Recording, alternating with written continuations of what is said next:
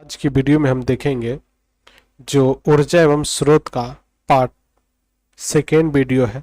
तो चलिए आज की वीडियो हम शुरू करते हैं। तो सबसे पहले जान लेते हैं कौन कौन टॉपिक इस वीडियो में देखेंगे। तो पहला टॉपिक हम देखेंगे तापीय विद्युत यंत्र। क्या देखेंगे? तापीय विद्युत यंत्र क्या होता है, कैसे कार्य करता है, पूरी डिटेल से जानेंगे। उसके बाद देखेंगे हम जल विद्युत यंत्र किस प्रकार से कार्य करता है और ये कैसे विद्युत उत्पन्न करता है, कैसे ट्रांसपोर्ट करता है, इससे लाभ क्या हानि क्या है, टोटली बात को इस पर हम जानेंगे और इस पर समझेंगे। चलिए उसके बाद देखेंगे हम जो हमारा परंपरागत स्रोत है उसका कैसे उपयोग एवं सुधार किस प्रकार से किया जा सकता है, बायोगैस क्या होता है इसको देखेंगे।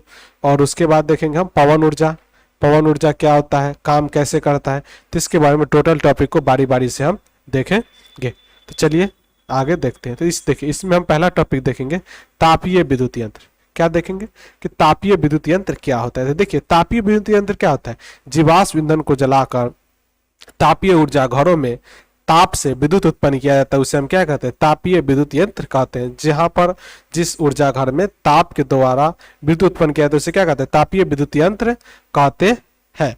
चलिए उसके बाद है हमारा तापीय विद्युत यंत्र को कोयले तथा तेल के क्षेत्र के निकट स्थापित किया जाता है, जिससे परिवहन होने वाला व्यय क्या होता है, कम होता है। यानी कि अगर जहां पर इसका कोयला और तेल होगा वहां पर लगाएंगे तो क्या होगा, आसानी से वहां से कोयला और तेल मिल जाएगा, तो वहां लगाने में क्या होगा, हमको आसानी होगा, खर्चा भी कम आएगा। किसमें, तापीय विद्युत घरों में। तो चलिए इसका एलिमेशन से समझते हैं। चलिए देखते हैं किस प्रकार से यहाँ पर काम। सबसे पहले कोयले को इसमें क्या होता है, इस कन्वर्टर में डाला जाता है, जो इस कोयले को क्या करता है, महीन टुकड़ों में परिवर्तन करता है। क्या करता है मतलब ये बहुत बड़े बड़े क्या होते हैं, कोयला का हमारे पास क्या होते हैं, बहुत बड़े बड़े रहते हैं। इसको क्या करते हैं, एकदम महीन 5 mm के महीन दानों में क्या करते हैं, इसको हम करते हैं। उसके बाद इसको हम क्या करते हैं, एक भट्टी के अंदर डाला जाता है। इस पाउडर को भट्टी के अंदर डाला जाता है, जो ये क्या करता है, इस भट्टी के अंदर आग जलती हुई रहती है और इसमें क्या होते हैं, जो महीन कण होते हैं इसमें आकर क्या होते हैं, जल जाते हैं, और जो भारी कण होते हैं जो क्या होते हैं, नीचे जाकर बैठ जाते हैं। उसके बाद हम यहाँ पर क्या करते हैं कि इस पाइप के थ्रू पानी को प्रवाह करते हैं। इस पाइप के थ्रू क्या करते हैं, पानी को प्रवाह करते हैं, जो इसमें गर्म होकर भाप में परिवर्तन हो जाता है। क्या होता है, इसमें भाप में परिवर्तन होते हैं, यहाँ देख सकते हैं। और यही भाप को प्रेशर को हम कहाँ ले जाते हैं, एक टरबाइन में। और टरबाइन पर जब ये प्रेशर लगाते हैं तो क्या होता है, टरबाइन यहाँ पर घूमने लगता है। क्या होता है, टरबाइन यहाँ पर घूमने लगता है और टरबाइन को एक जनित्र से शाफ्ट के द्वारा जोड़ दिया जाता है। क्या होता है, शाफ्ट के द्वारा जोड़ दिया जाता है और तो इससे क्या होता है, विद्युत उत्पन्न होने लगता है। देखिए ये क्या है, हमारा जनित्र है। इसी के अंदर क्या होता है, कॉइल दो मैग्नेट के अंदर नचाया जाता है, तो क्या होता है, इलेक्ट्रिसिटी उत्पन्न होता है। यहाँ पर क्या होता है, इलेक्ट्रिसिटी उत्पन्न होता है जो यहाँ पर। और उसके बाद इसमें हम क्या करेंगे, इसको हम ट्रांसमिशन के लिए क्या करेंगे, उपयोग में इसका हमको बढ़ाना होगा, इलेक्ट्रिसिटी का क्या होगा, पावर बढ़ाना होगा। तो हम क्या उनसा उपयोग, कौन सा ट्रांसफार्मर का उपयोग करते हैं, जो निम्न ऊर्जा से उच्च ऊर्जा में परिवर्तन करते हैं। तो ये क्या है, ट्रांसफार्मर जो निम्न ऊर्जा से क्या करेगा, उच्च ऊर्जा में परिवर्तन करके इसके बाद इसको हम क्या करेंगे, ट्रांसमिशन लाइन में भेज देंगे। क्या करेंगे, जो हमारे डिस्ट्रिक्ट पावर डिस्ट्रीब्यूटर है वहां तक हम इसको पहुंचाएंगे। और वहां तक क्या होगा, यहाँ से चलेगा और वहां तक क्या होगा, पहुंचाएंगे। वहां पर पहुंचने के बाद क्या होगा, उसके बाद ये बिजली मतलब वहां पर तैयार होगा और ये ट्रांसमिशन के जरिए हमारे कहा घर तक ये क्या होगा, पहुंचेगा। तो इस प्रकार से क्या करते हैं, पूरी बिजली का इसमें क्या होता है, प्रोसेस होता है। जो बिजली का जो टोटल प्रोसेस इस प्रकार से होता है जो हमारे घर तक पहुंच जाता है। तो आप लोग इसको समझ गए होंगे। तो देखिए बात यहाँ पर समझे क्या किया, देख लिए एलिमेशन वीडियो में देखे होंगे आप कि जीवाश्म ईंधन को क्या किया जाता है, जलाकर क्या कहता है, विद्युत उत्पन्न किया जाता है। सबसे पहले क्या करता है, कोयला को लाता है उसके अंदर, फिर जलाता है। तो ये सब किसमें करता है, तापीय विद्युत यंत्र कहलाता है। तो चलिए इसके बारे में आगे और जानते हैं।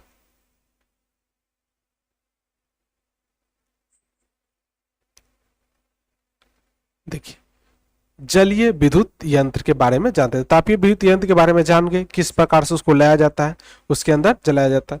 तो अब समझते हैं हम जलीय विद्युत यंत्र। जलीय विद्युत यंत्र क्या होता है, जलीय विद्युत यंत्र में गिरते जल को स्थितिज ऊर्जा में विद्युत का रूपांतरण करते हैं। क्या करते हैं कि जल विद्युत यांत्रिक को गिरते जल की स्थितिज ऊर्जा को विद्युत ऊर्जा में क्या करते हैं, रूपांतरित किया जाता है। इसमें क्या होता है, गिरते हुए जल को विद्युत ऊर्जा में क्या करते हैं, हम रूपांतरित करते हैं। चूंकि ऐसा जल प्रपात की संख्या बहुत कम है जिसका उपयोग स्थिति ऊर्जा में स्रोत के रूप में किया जा सके, अतः यह जल विद्युत यंत्र पर क्या कहता है, बांध से समृद्ध किया जाता है।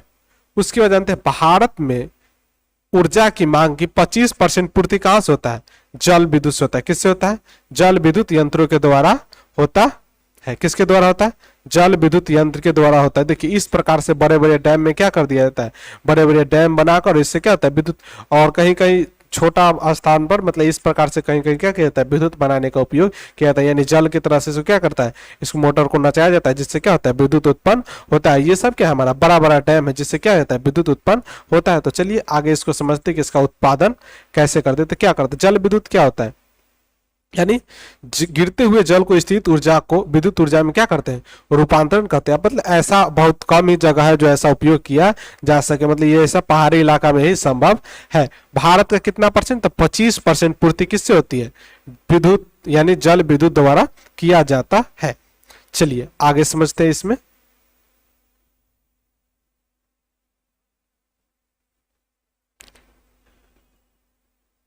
देखिए जल के द्वारा विद्युत का उत्पादन, तो देखिए जल के द्वारा विद्युत का उत्पादन कैसे होता है। तो जल के द्वारा विद्युत का उत्पादन करने के लिए नदियों के बहाव को रोककर एक बड़ा जलाशय यानी कृत्रिम झील का एकत्रित करने के लिए ऊंचे बांध बनाया जाता है और इन जलाशयों को संचित होते रहता है, जिसके फलस्वरूप इसमें भरे जल को जल का तल ऊंचा हो जाता है। क्या होता है, जब एक तरफ से बहने वाला तल क्या हो जाता है, ऊंचा हो जाता है। उसके बाद इसमें क्या करते हैं देखते हैं। देखिए इसमें क्या होगा, बांध बनाकर ऊपरी भाग से पाइप द्वारा जल के बांध के आधार के पास स्थापित टरबाइन ब्लेड पर मुक्त रूप से गिराया जाता है, जिसके फलस्वरूप टरबाइन ब्लेड को घूमने एवं गति करता है और यह जनित्र के द्वारा विद्युत उत्पन्न करने लगता है। चलिए इसको समझते हैं एलिमेशन के जरिए, तो हमारे बिल्कुल तरीके से समझ में आएंगे। देखिए ये क्या होता है, इस प्रकार से बड़े बड़े डैम बनाकर क्या कहता है, जल को स्टोर किया जाता है। और यहाँ पर देख सकते हैं कि विद्युत को क्या किया जाता है, एक होल के जरिए, देखिए ऊपर से होल के जरिए एक टरबाइन पर नचाया जाता है और जिससे यहाँ पर क्या होता है, पवन चक्की मतलब यहाँ पर क्या होता है, इस तरीके से पानी आता है, यहाँ टरबाइन होता है और टरबाइन क्या होता है, यहाँ पर नचते हैं और नचने के बाद क्या, ये हमारा जनित्र वो भी नचता है और विद्युत उत्पन्न करता है। और उसके बाद यहाँ से ट्रांसफार्मर से क्या होती है, सप्लाई विद्युत को किया जाता है। देखिए इस प्रकार से क्या बांध यहाँ पर रहता है बना हुआ, यहाँ से पानी को क्या करता है, गिराया जाता है, ये बहुत प्रेशर में आता है। चलिए अब आसान सा मतलब समझते हैं, इसका प्रयोग आप घर पर भी कर सकते हैं। एक देखिए एक विद्युत मोटर लेकर हम इस प्रकार से इस पर पानी गिराएंगे तो कुछ न कुछ मात्रा में क्या करेगा, हमको वोल्टेज देते रहता है। चाहे छोटा बॉल लगाएंगे तो क्या होगा, इस प्रकार से वो धीरे धीरे वो क्या होगा, जलेगा। तो विद्युत ऊर्जा इस प्रकार से हम इसका प्रयोग देख सकते हैं। तो विद्युत ऊर्जा सिंपल है, यहाँ पर क्या किया जाता है, एक टरबाइन से उसी प्रकार पानी को गिराया जाता है। यहाँ पर बड़ा टरबाइन रहता है, इसीलिए क्या होता है, ये अधिक मात्रा में विद्युत उत्पन्न करता है और इस फिर बचे हुए पानी को क्या होता है, सिंचाई के लिए भेज दिया जाता है। और ये क्या होता है, शहर से काफी दूर होता है, मतलब बांध यानी इलाका में बनाया जाता है, तो जिसके कारण इसमें प्रारंभिक लागत ज्यादा आते हैं पर उसके मेंटेनेंस बहुत कम पड़ता है। और इसका ट्रांसपोर्टेशन मतलब दूर है तो ले जाने में क्या होता है, खर्चा थोड़ा सा इसका ज्यादा पड़ता है, यानी बहुत दूर बना हुआ रहता है पहाड़ी इलाका में, वहां पर कोई बस्ती नहीं होता है तो इसको शहर में ले जाना पड़ता है। और इस प्रकार से डैम से पानी हमें गिरता हुआ दिखाई पड़ता है और इस प्रकार से नियंत्रण क्या होता है, ये प्रक्रिया चलते रहता है। तो ये बिजली क्या होती है, काफी सस्ती होती है। क्या होती है, ये बिजली काफी सस्ती होती है। तो चलिए इसमें और आगे देखते हैं। चलिए उसके बाद देखते हैं कि जल विद्युत से लाभ क्या है हमें, यानी जल विद्युत से लाभ क्या है। तो देखिए जल विद्युत से लाभ में क्या होता है कि यहाँ पर देख सकते हैं कि पर्यावरण का कोई हानि नहीं होता। इससे क्या होता है, पर्यावरण का लगभग न के बराबर हानि होता है, मतलब कोई इसका उतना हानि नहीं होता है। और यह एक विद्युत ऊर्जा नवीकरणीय ऊर्जा, यानी इसको क्या है, नवीकरणीय ऊर्जा है। जल विद्युत ऊर्जा क्या है, नवीकरणीय स्रोत है, मतलब इसको तुरंत हम बना सकते हैं। ये क्या है, नवीकरणीय स्रोत है, मतलब इसके बनाने में कोई लाखों करोड़ों साल नहीं लगेंगे। उसके बाद है बांध के निर्माण से बाढ़ को रोकना, सिंचाई करना सुलभ एवं मत्स्य पालन संभव। इससे क्या कर सकते हैं हम कि बांध का निर्माण से बाढ़ रोकना, सिंचाई करना सुलभ हो जाएगा, मत्स्य यानी मछली पालन, ये सब क्या हो सकता है, संभव हो सकता है। इस प्रकार से बांध बना हुआ रहता है और इसमें क्या किसान सिंचाई भी करना, क्या हो सकता है, किसान का सिंचाई करना सुलभ हो जाएगा। बांध बनाकर इसमें क्या कर सकते हैं, मत्स्य पालन भी कर सकते हैं। इससे क्या होता है, हानि भी नहीं होता है, पर्यावरण का क्या कोई हानि हमारे पास नहीं होता है। तो चलिए आगे समझते हैं। किससे हानि तो जरूर कुछ होता होगा, हानि के बारे में थोड़ा सा जान लेते। कोई विशेष हानि नहीं है पर थोड़ा सा है हानि इसमें। चलिए यहां पर देखिए इससे क्या होता है हानि कि बांध के निर्माण में कृषि योग्य भूमि एवं आवास का नष्ट, यानी जब पानी रोका जाएगा तो बहुत बड़ा एरिया को अपने अंदर लेगा, उसमें क्या होगा, बांध, आवास, पेड़ पौधे, वनस्पति जितने भी होंगे उससे क्या हो जाएंगे, नष्ट हो जाएंगे। परिस्थिति तंत्र नष्ट हो जाते, मतलब जितना भी हमारा पेड़ पौधा है वो सब नष्ट हो जाएंगे। पेड़ पौधे वनस्पति जल में क्या हो जाएंगे, डूब जाएंगे।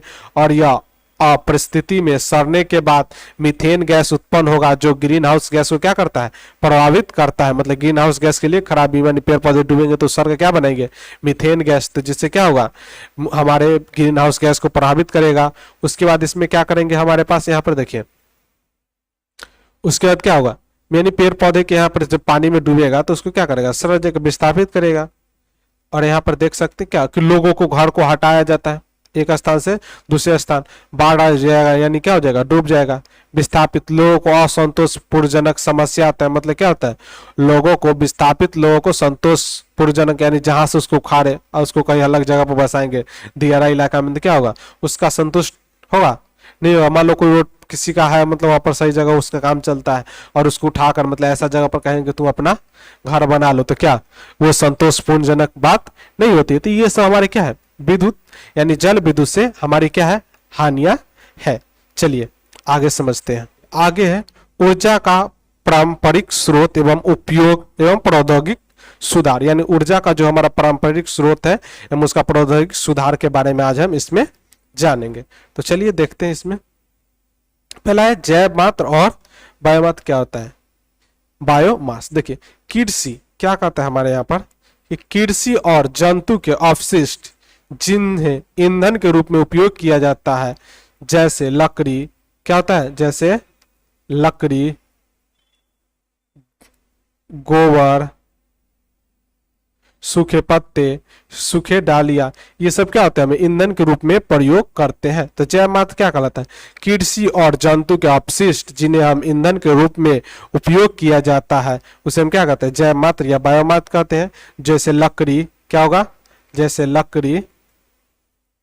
लकड़ी, गोबर, सूखे पेड़, तने, पत्ती, ये सब क्या होगा, हमारे बायोमास कहलाता है। चलिए आगे समझते हैं इसमें।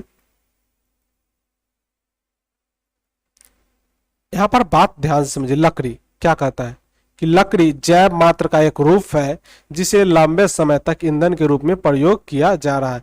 लकड़ी जैव मात्र का एक रूप है जिसे इससे लकड़ी का क्या होता है, लंबे समय के लिए ईंधन के रूप में प्रयोग किया जा रहा है। उसके बाद है लकड़ी से हानियां। देखिए लकड़ी से हानियां क्या होता है उसके बारे में हम समझ लेते हैं।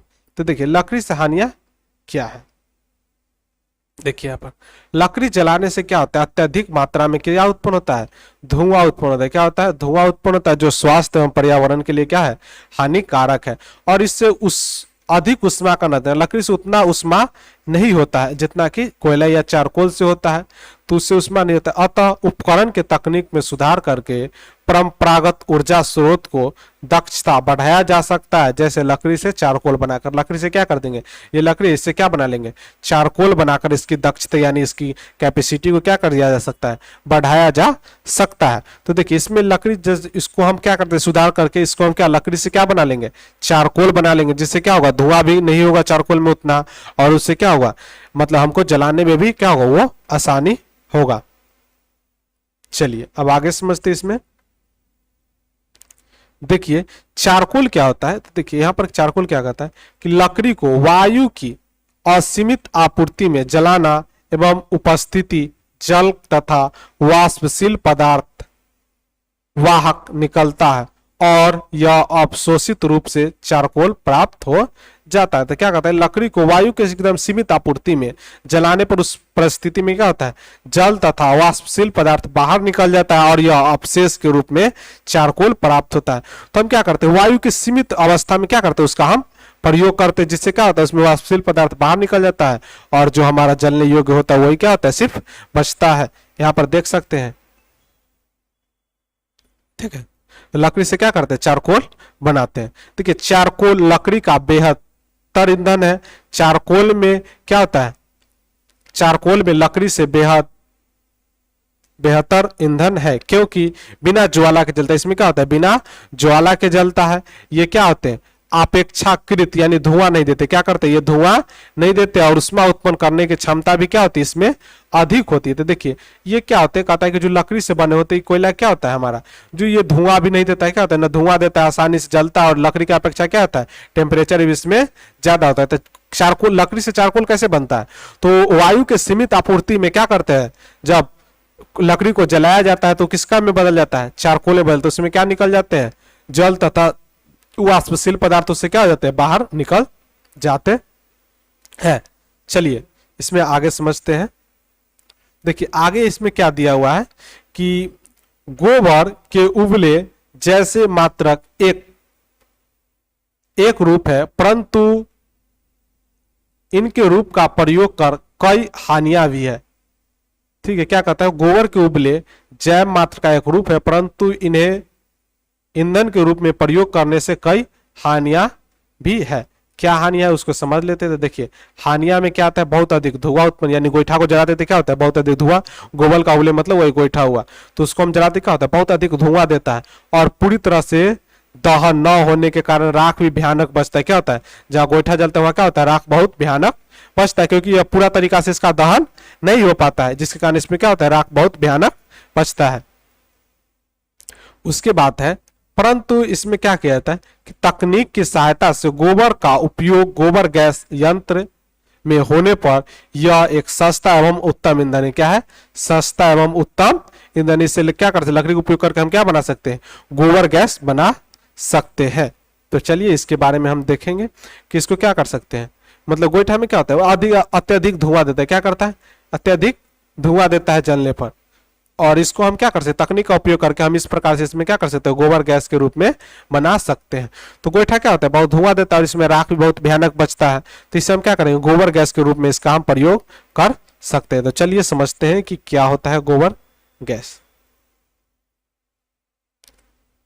देखिए बायोगैस क्या होता है, बायोगैस यानी गोबर या फसलों के काटने के पश्चात अपशिष्ट, सब्जियों के अपशिष्ट एवं बाहिक फल जब ऑक्सीजन की अनुपस्थिति में अपघटित होता है तो क्या होता है, बायोगैस का निर्माण होता है। और देखिए अपघटन के फलस्वरूप क्या बनता है, तो देखिए यहाँ पर अपघटन के फलस्वरूप मेथेन, कार्बन डाइऑक्साइड, हाइड्रोजन तथा हाइड्रोजन सल्फाइड जैसी गैस उत्पन्न होती है। कौन, जैसे गैस को संपाचित के उपयोग के ऊपर बनी टंकी के संचित किया जाता है, जिसमें पाइप द्वारा उपयोग के लिए निकाला जाता है। तो चलिए इसको हम समझते हैं, एलिमिनेशन के जरिए भी देखेंगे किस प्रकार से इसका उपयोग किया जाता है। तो क्या करें, सबसे पहले समझते हैं कि अपघटित के फलस्वरूप क्या बनता है, कार्बन डाइऑक्साइड, हाइड्रोजन तथा हाइड्रोजन सल्फाइड जैसी गैस उत्पन्न होता है। जैव गैस के संपाचित रूप से बनी टंकी में संचित किया जाता है, जिसे पाइप द्वारा हम उपयोग में लाते हैं। देखिए इस प्रकार से क्या करते हैं, इसको हम पाइप में उपयोग में लाते हैं। तो चलिए इसके बारे में एलिमिनेशन के जरिए इसमें हम समझते हैं। देखिए सबसे पहले इसके बनाने की विधि को पढ़ लेते हैं, उसके बाद एलिमिनेशन को हम देखेंगे। तो देखिए बायोगैस बनाने की विधि, जैव गैस बनाने के मिश्रित टंकी में गोबर, जल एवं गाढ़ा घोल, जिससे गर्दन कहते हैं बनाया जाता है। उसे क्या कहते हैं हम, सॉरी गर्दन नहीं, कर्दम कहते हैं। क्या कहते हैं, कर्दम कहते हैं, और उसे बनाया जाता है। और यह एक ऐसा जहां से संपाचित चित्र डाला जा सकता है। तो चलिए इसका फिगर पहले देख लेते हैं। देखिए यहाँ पर क्या, इसी को क्या कहते हैं, कर्दन कहते हैं। क्या कहते हैं, कर्दन कहते हैं। चलिए इसमें आगे समझते हैं कि संपादित चित्र के चारों ओर से मध्य एक कक्ष होता है जिसमें ऑक्सीजन नहीं होता। क्या होता है उसमें ऑक्सीजन नहीं होता है। जो ये हमारा कक्ष होता है इसमें क्या होता है टंकी ऑक्सीजन नहीं होता है। उसके बाद कहता है अवयवी एवं सूक्ष्म जीवों जिन्हें जीवित रहने के लिए ऑक्सीजन आवश्यकता नहीं होती है, जो गोबर में एस्लीर क्या करता है एस्लरी के जटिल यौगिक को अपघटित कर देता है। क्या करता है स्लरी के जटिल यौगिक को अपघटित कर देता है। और इसमें देखिए कि अपघटन के क्रम में पूरा होने के बाद इसके फलस्वरूप किसका निर्माण होता है methane gas, carbon dioxide, hydrogen तथा हाइड्रोजन सल्फाइड जैसी गैस उत्पन्न के मुख्य यानी क्या होता है इसके बनने में मुख्य रूप से कुछ दिन लगते हैं। इसको क्या कुछ दिन इसमें लगता है। और जैव गैस की संपादित चित्र से ऊपर बनी गैस टंकी में संचित हो जाता है। यहाँ पर क्या होता है ये टंकी में जो बना इसमें क्या होता है गैस स्टोर हो जाता है। और जैव गैस की टंकी का उपयोग करने के लिए पाइप द्वारा क्या कहते हैं ये पाइप है जो बाहर निकाल लिए जाता है। यहाँ से गैस खोलेंगे और उसका क्या करेंगे जो हमको उसका उपयोग करना होगा वो हम क्या करेंगे उसका उपयोग हम करेंगे। तो चलिए इसको एलिमिनेशन के जरिए हम लोग समझते हैं। देखिए ये क्या है हमारा ये हमारा बायोगैस का टंकी इस प्रकार से होता है और इस प्रकार में दोनों तरफ लगाया जाता है। और यहां से देखिए ये टंकी होता है इसी के ऊपर क्या करते हैं। तो चलिए इसके बारी बारी से इसमें हम समझते हैं।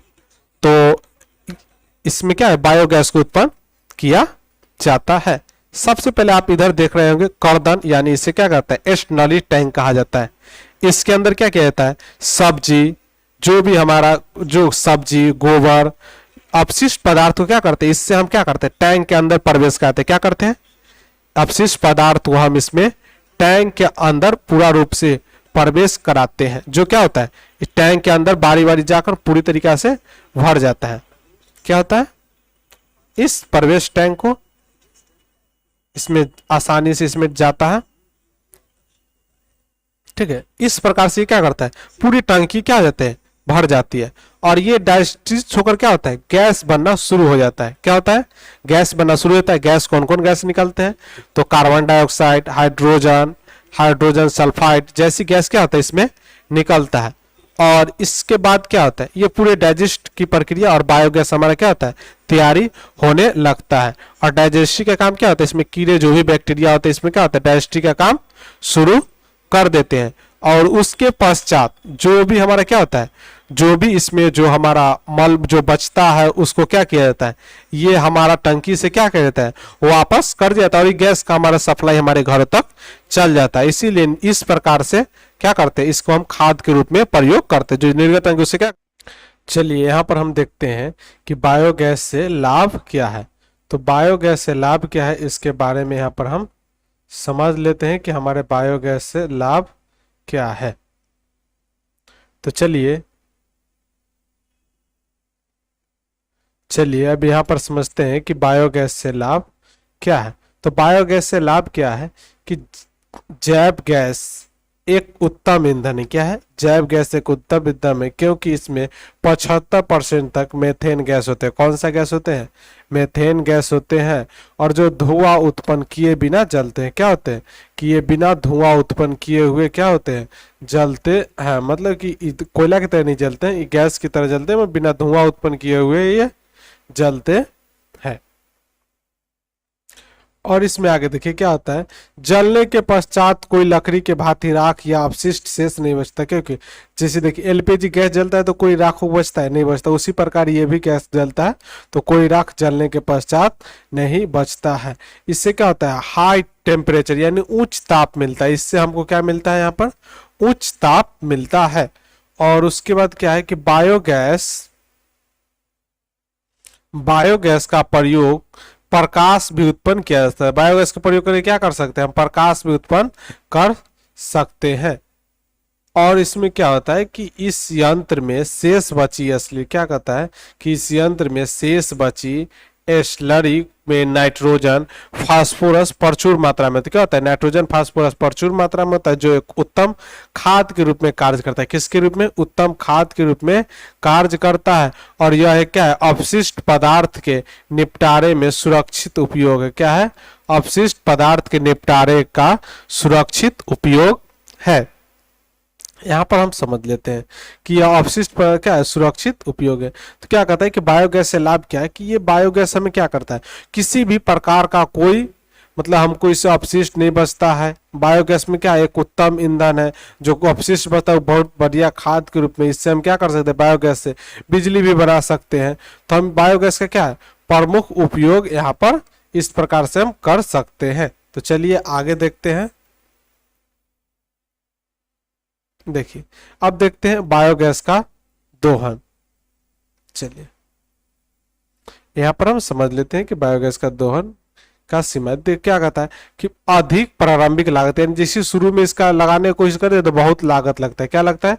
यानी पैसा बहुत लगता है। और अत्यधिक मात्रा में गोबर भी क्या चाहिए हमको? अत्यधिक मात्रा में चाहिए। और रख रखाव में अधिक खर्च, इसका क्या है? रख रखाव में भी अधिक खर्च है। तो ये क्या है? इसका मतलब हानि है। क्या है? हानि। मतलब बायोगैस का मतलब पहला बार लगाएंगे तो क्या होगा?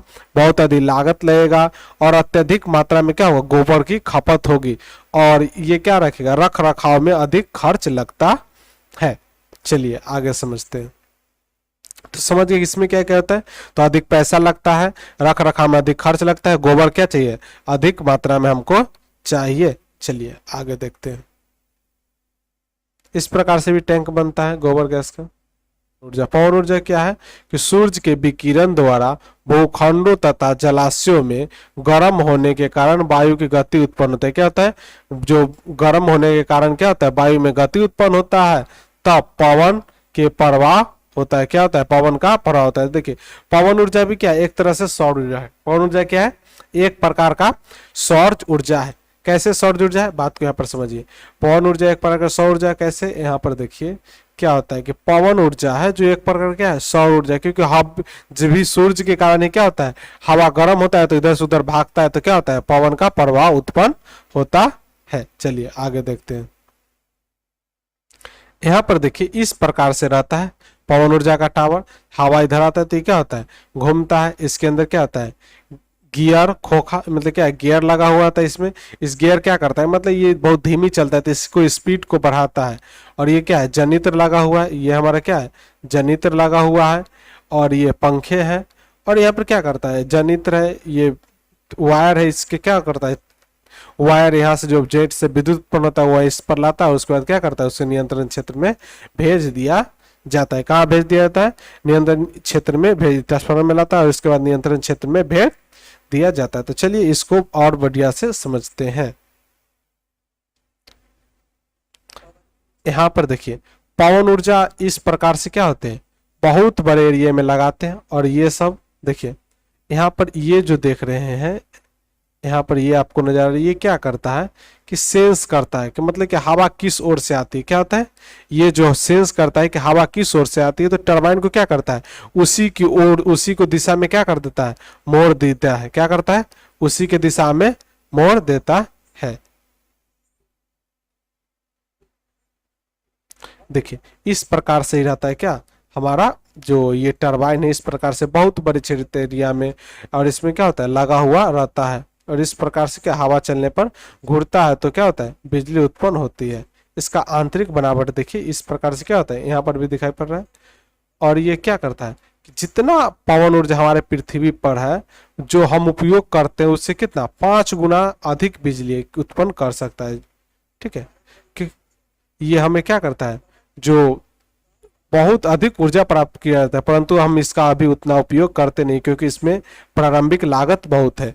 मैं एक बार लगा देने के बाद इसका क्या होता है? मेंटेनेंस खर्च बहुत कम आता है। और इस प्रकार से क्या होता है? बहुत बड़े क्षेत्र में लगा दिया जाता है टरबाइन। देखिए टरबाइन लगाने से बहुत एक ही फायदा होता है कि हमको एक बार इन्वेस्ट में लग गया, उसके बाद सिर्फ इसमें क्या होता है? मेंटेनेंस चार्ज होता है। ठीक है। और जिस प्रकार से हमारा कोयला, पेट्रोलियम ये सब खत्म हो रहा है, तो पवन ऊर्जा क्या हो रहा है?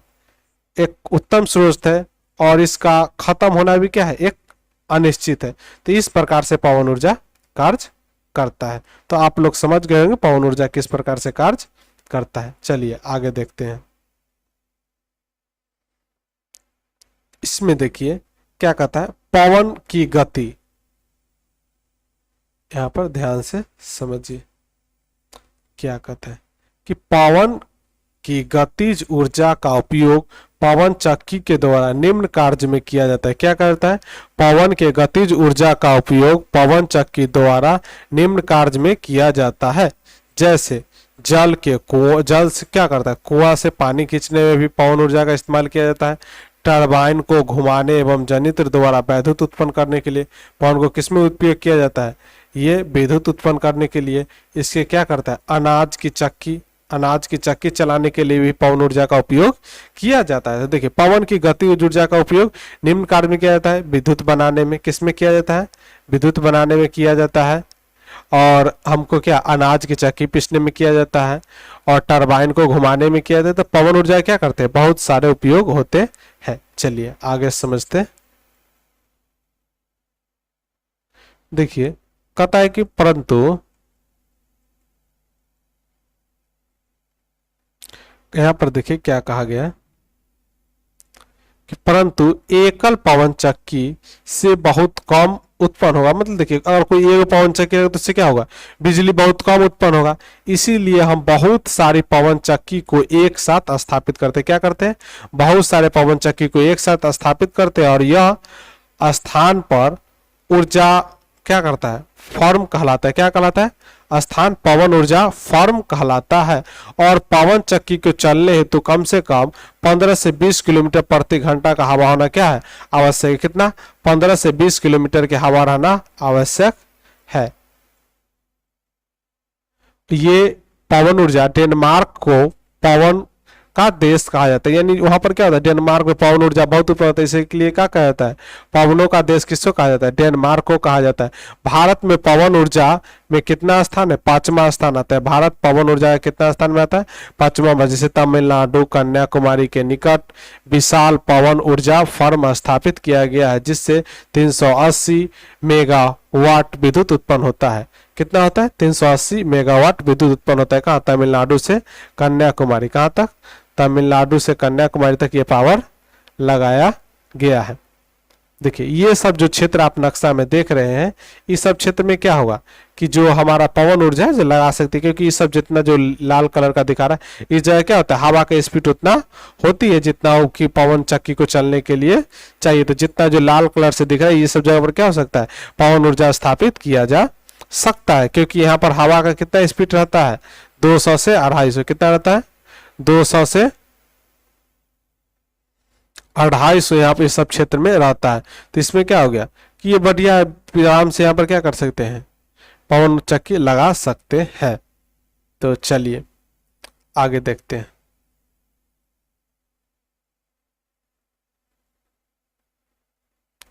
पवन ऊर्जा का लाभ क्या है, बात को समझिए। पवन ऊर्जा से हमको क्या लाभ मिलने वाला है, क्या मिलेगा पवन ऊर्जा से लाभ। देखिए पवन ऊर्जा से लाभ में हमको क्या मिलेगा, पवन ऊर्जा से विषैली गैस नहीं निकलती। क्या निकलते हैं, विषैली गैस से या पर्यावरण को हितैषी नहीं पहुंचाती है। नवीकरणीय ऊर्जा का एक उत्तम स्रोत है, इससे उतना कोई हानि नहीं होता है। विद्युत ऊर्जा का उत्पन्न करने के लिए बार बार खर्च करना की लागत नहीं पड़ती। मतलब एक बार टावर लगा दिया तो लगभग 20 से 25 साल के लिए मतलब वो चलेगा। अगर नुकसान नहीं हुआ तो आराम से 20 से 25 साल तक चलेगा। ठीक है, एक बार खर्च है, बार बार इसमें उतना खर्च नहीं। पवन ऊर्जा का सीमा है, पवन ऊर्जा फर्म अत्यधिक भूमि क्षेत्र को आवश्यक करता है। क्या होता है, इसमें भूमि बहुत ज्यादा मात्रा में चाहिए और लगातार 15 से 20 किलोमीटर घंटा की पवन की गति ऊर्जा आवश्यक होना चाहिए। कितना, 15 से 20 किलोमीटर प्रति घंटा हवा बहना चाहिए और अत्यंत प्रभावित लागत होता है। अत्यंत प्रारंभिक यानी शुरुआत में क्या होता है, बहुत ज्यादा पैसा लगता है। इसमें क्या होता है, शुरुआत में बहुत ज्यादा पैसा लगता है और पवन चक्की का ब्लेड का प्रबलता लागत अधिक होता है। मतलब बार बार क्या होता है, ब्लेड ही टूटता है। कोई भूकंप आ गया या कुछ कारण बहुत तेज से हवा आ गया तो गिर गया तो इसमें क्या टूटता है, ब्लेड होता है, कभी कभी टावर गिर जाता है, तो इसमें भी क्या है, लागत खर्च ज्यादा है। तो इसीलिए मतलब देखिए पवन ऊर्जा का कोई खास विकास मतलब भारत में उतना नहीं देखने को मिलता है, क्योंकि थोड़ा सा इसमें 5वां स्थान पर भारत आता है, क्योंकि तटीय क्षेत्र भी है, तब पर भी उतना यहाँ पर लगा स्थापित अभी पवन ऊर्जा उतना विकसित नहीं किया गया, परंतु उतना नहीं किया गया। ठीक है, इसमें मेन कारण है कि ये बहुत अधिक भूमि लेता है, और इसमें हवा हमेशा कितना 15 से 20 किलोमीटर से, तो जो क्षेत्र होगा उसी क्षेत्र में क्या होता है ऐसा लगाया जाता है। इसको लगाने के लिए सबसे पहले अध्ययन किया जाता है कहाँ कहाँ हवा कितना किलोमीटर में, इस कितना प्रति घंटा की स्पीड से बहता है, तो वहां पर क्या होता है पवन चक्की लगाया जाता है। तो आप लोग इस बात को पूरी तरीका से समझ गए होंगे। तो चलिए फिर मिलेंगे नेक्स्ट वीडियो में। जय हिंद।